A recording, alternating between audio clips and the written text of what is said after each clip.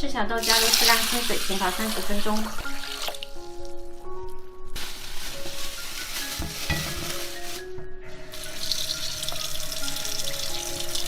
再来把骨头清洗干净，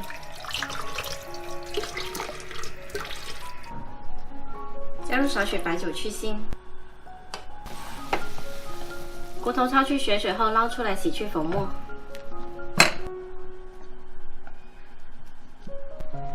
我们再来准备2个莲藕，洗干净刨去皮。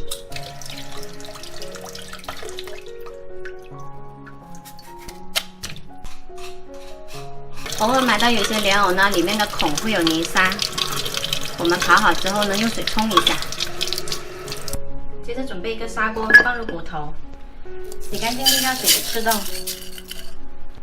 莲藕也放进来。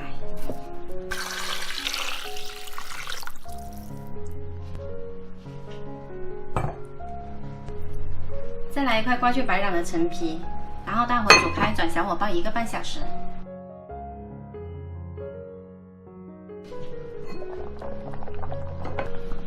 汤煲的差不多了，把莲藕拿出来切块。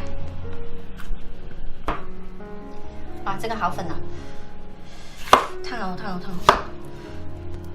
买莲藕我们要选择那种皮颜色稍微深一点的、圆润一点的莲藕，这种莲藕呢就会比较粉。你看，莲藕切好了之后呢，倒回锅里，再大火煮5分钟。最后加入适量盐调一下味。